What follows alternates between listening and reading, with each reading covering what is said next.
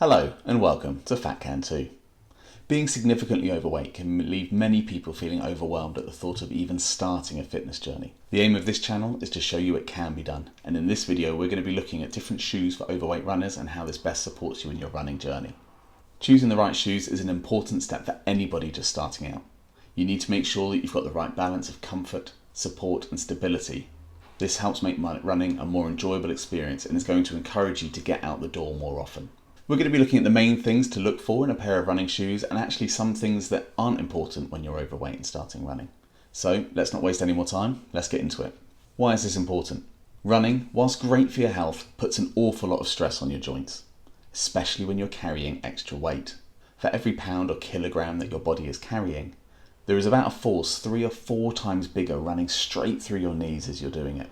So if you're 20 pounds or 90 kilos overweight, that's like your knees taking on an additional 60 pounds or 27 kilos with every step you're taking. If you're about 120 kilos like me, that means each knee is having a pounding 360 kilos running through it every time I take a step when I'm running.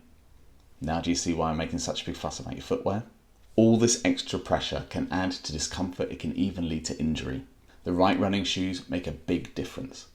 A good cushioning on the midsole, which is the soft bit in the middle, can take away 30% of the load that you're putting through those legs. It's not just your knees, I've talked a lot about them. This can also include your feet, your back, your hips. So ultimately, the shoes you're wearing aren't just about comfort, it's about protecting and supporting your body as best as possible. Let's get started with the things we should be looking for in a pair of running shoes when you're carrying extra weight. What to look for? Go to a Speciality running store. Speciality running stores such as Runner's Need offer something called gait analysis. This is where they have a treadmill set up and they can watch you run on a treadmill to look at your running style. They'll look at things such as whether your foot under or over pronates. That's whether your foot rolls in or rolls out with each step that you take. They then can match the shoe to your feet that will offer you the right type of support. Now for me, I still feel very insecure about my weight and size, which begs the question, why am I doing a YouTube channel on it? Now this is not a reflection on Runner's Need, but for me, just how I felt insecure, I didn't feel comfortable going into a store and asking for help in finding running shoes. You may be a bit more confident than me and find that this really works for you. A huge advantage that someone like Runner's Need can offer over doing it yourself is that they have stocks and stocks of shoes, and you can try all the different ones on, not just trying on for fit, but have a go on the treadmill with them to see what it's like in action. When you DIY it like I did, you might find that you're just not quite getting it right each time. You might make a mistake. I'm very lucky that I happen to have found a couple of shoes that I was really happy with and have worked for me quite early on in my journey. Look for extra cushioning. As an overweight runner, you need to be looking for shoes that have extra cushioning to absorb that impact we're putting through our knees. This is going to reduce the strain on your joints, so look for a shoe with a softer midsole. That's the foam layer in the shoe. Check out the shoes with thicker cushioning. Brands like Brooks, Asics, Saucony and Hoka are known for their cushioned running shoes, so take a look at those brands. I personally use Brooks Glycerin trainers, which we'll look at a bit later. Look for a good fit. A proper fit is crucial, especially when you start thinking about running over longer distances. Make sure there's enough room in the toe box so your toes aren't squashed. Make sure you can wiggle your toes and there's an extra finger length of difference between your longest toe and the shoe. Your feet are going to expand with the heat while they're running, so you need that little bit of extra room as you're going to keep yourself comfortable and supported. Consider the shoe's weight. A heavier shoe can actually provide more support than a lighter shoe. This can be beneficial for overweight runners. If you're new to an activity though, sometimes a lighter shoe can help as it is more comfortable and gets you used to the activity. Look for a shoe that is giving you that balance of support and comfort and see how you get on from there. Focus on durability. Running puts stress on your shoes and heavier runners can cause shoes to run out of oil quickly. Durability is important. You need shoes that you know are going to handle the extra loads and are going to last you longer than a few months. Look for shoes with durable outer soles, that's the rubber bits on the bottom. Look for ones that maybe have reinforced high wear zones. Shoes from well-known brands like New Balance, Asics, Brooks, they're often designed with durability and lifespan in mind. Here's the tracking from my Garmin account showing the mileage I've completed using the 3 different pairs of shoes I've used so far on my running journey. You can see that my first pair of shoes, my cheap New Balance ones from Amazon, lasted barely 300 kilometers. Whereas as I've gone more running specialist, They've lasted almost up to 1,000 kilometers now in the case of my Brooks Glycerins in less than a year. Choose shoes based on your running terrain. Where you live actually does make a difference into the shoes you need to be picking. Road shoes are different to trail shoes, and the big difference is actually on the sole of the shoe. Road running shoes are much smoother, and you'll see this on all running shoe websites. They will make sure that they have a picture of the sole of the shoe. If you live more rurally and you're likely to be running off-road, you'll need a pair of trail shoes. These have a much more robust tread on the bottom for grip.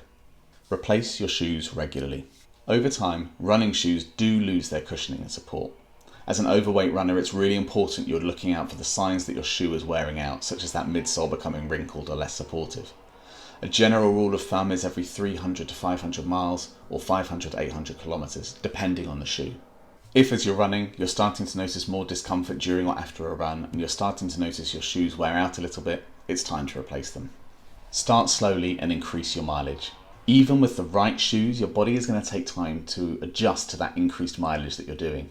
Increasing your mileage gradually just helps you avoid overuse injuries and fatigue.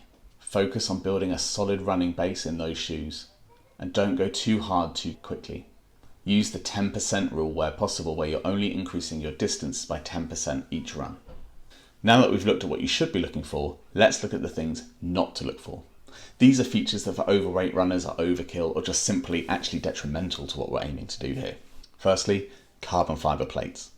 Carbon fibre plates are used in the high performance running at the elite level mostly to provide a propulsive effect and make the runner go faster or more efficient over their longer runs. The most famous of this is possibly the Nike Alpha Fly. Whilst this feature can benefit runners aiming for speed and efficiency, when you're just getting started, it's not going to give you that comfort or injury prevention that you need. To re-emphasize from earlier, focus on cushioning, support and comfort over speed-orientated technologies. If you're desperate to have a go in the top tier of running shoes, make it a long-term target to build up to, something that your body will be able to adapt to when you get there. Super lightweight design. Many lightweight running shoes are designed to be fast and responsive, but they sacrifice that cushioning and support that is so important to overweight runners when they're getting started. Instead, I know I sound like a broken record, look for the balance of cushioning and support to help you get through those early stages of your running journey. Minimalist or barefoot shoes. Minimalist and barefoot shoes are shoes that have very little to no insole and are designed to mimic the feeling of being barefoot. Now, I do wear barefoot shoes in every other area of my life, but I would never dream of using them for running, purely because they don't offer that cushioning and support that is so important when you're going running. Sorry to sound like a broken record yet again, but opt for those shoes with ample cushioning and support to absorb the impact of the running through your joints and muscles. High-tech upper materials. Some running shoes offer really high-tech upper materials such as knit textiles. These are lightweight, flexible and breathable, and very good for ventilation. However, they can sacrifice the support that is needed for overweight runners when they're just starting out.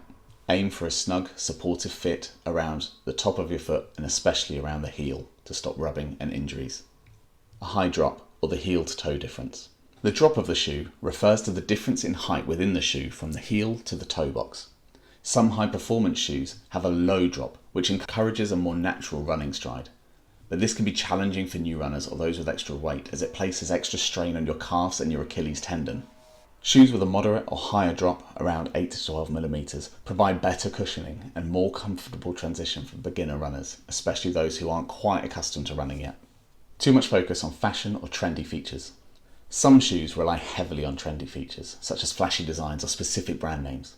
Whilst the aesthetics can be appealing, they shouldn't be your top priority when you're considering your shoes. If the shoe looks great but doesn't offer the necessary level of comfort and support that you need, it's not going to be the best choice for your long-term use. Conclusion and recommendations.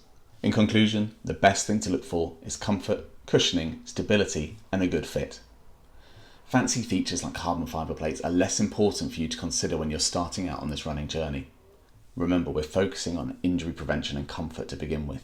Choose shoes that are going to absorb that impact, support your joints, and make running really enjoyable. As you progress in your running journey, you can look for these great features, but for now, prioritise your basics. Popular shoe models that suit overweight runners just starting out are, but of course not limited to, the Brooks Glycerin is known for its plush cushioning and a soft, smooth ride. These are my shoes of choice. I ran in the 20th iteration of the shoe, which is a few years old now and harder to get hold of. There is, at the time of recording, a Glycerin 22 model, and even the Glycerin Max, which I hear is like running on marshmallows and far more supportive than the size of the sole would suggest. Others you could check out are the Hoka 11 Bondi, known for its significant comfort, and the Saucony Triumph. I'm sure I'm saying that brand name wrong every time. The Triumph has a great combination of cushioning for support, and it's ideal when you get into longer running. Another one that is often touted as a good one is the Asics Gel Nimbus, which offers excellent cushioning and stability, and the New Balance 1080 series of shoes, which is often touted as a great shoe for heavier runners because it's got a good balance between its fit, cushioning and stability. One last thing to add on, which I mentioned in our previous video, is that when you do buy yourself a new pair of running shoes, make sure you are only using them for running. This stops them from wearing out too quickly and means that you're getting the maximum amount of support and comfort out of them that you need when you're starting. I really hope this video has helped you understand what to look for in either your first pair of running shoes or your first serious pair of running shoes. If you did find this video useful, please remember to like, comment, subscribe, as it helps the algorithm get it to more people that need to see it. If you're already on the journey or a far more experienced runner, please leave your advice down below.